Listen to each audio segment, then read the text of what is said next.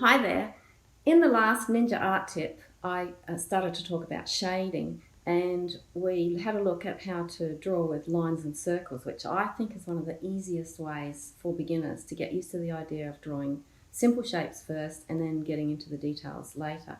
So drawing with lines and circles is a really good way of getting the shapes right before you get into the shading. So in the Zen and the Art of Art book, Foundations, book 1, I talked about the 3 steps, the 3 easy steps to painting a painting in any medium. So that includes drawing as well. So the 3 steps are to get the shapes right first. That's the most important thing. Then you can go into tone, which is for pencil drawing, that would be your shading stage. And the very last stage, the least important, is colour. So we've already talked about how to get the shapes right in the previous tip. So now let's have a look at how to get the shading. And I'll show you a trick for doing shading here. So here's some of the previous scribbles that I was doing. And so let's have a look at this special pencil that I introduced a couple of tips ago. Is the Koh-i-Noor Progresso Aquarelle Pencil. You must look for the Aquarelle or this trick won't work. And so for the shading, you start to think about where the light source is. And if we're painting or drawing, this is kind of a little bit like painting. When we start adding water into it, it becomes a bit more like painting. So when we're drawing or painting with graphite, we have to, if we're doing it from the imagination, we have to imagine where the source of the light might be coming from. So let's say we imagine that there's a spotlight up here, shining light down onto the pear. So that's the light source there. Then what will happen is all the light will hit on this side of the pear, and on this side of the pear it will be much darker. So let's just put in some shading over here for the dark side of the pear,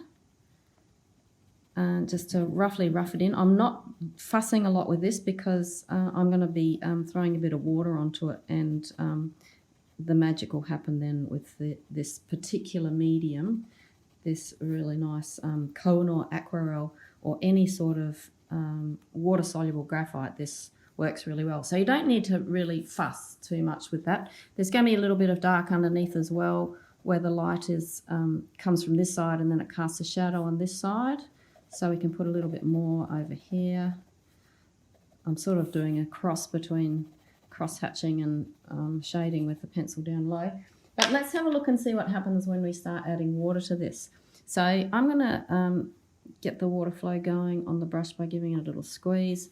And then down here, I want to get this shading working nicely just by wetting this lovely medium of water-soluble graphite.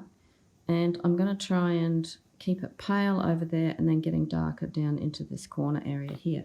So that gives you a really 3D effect straight away. As soon as you put the shading in, which is the stage of painting that I call tone, you get that 3D effect instantly. It changes from a 2-dimensional form to a 3-dimensional one. And the other thing that is really good is to anchor your object on the ground somehow. So I'm going to drop the shadow across to here and just rough it in under here. And then all of a sudden you've got the pear sitting on the surface somehow. And so then it becomes even more 3-dimensional. So we've got the light coming from this side, which will then cast a shadow across to this side, and it works really well.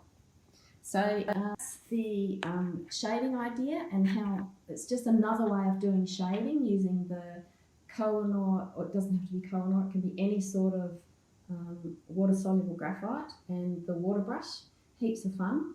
You don't have to do cross-hatching, you don't have to do shading, you can just have a play with some water-soluble graphite and have a lot of fun with it. So if you'd like to join us over at the dojo, there's some more fun tutorials over there. So come and look at dojo.zenartart.com.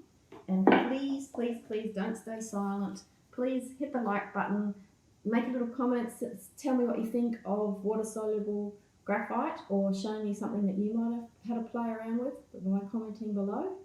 And come join us over at YouTube as well. We've got a channel where all these videos live.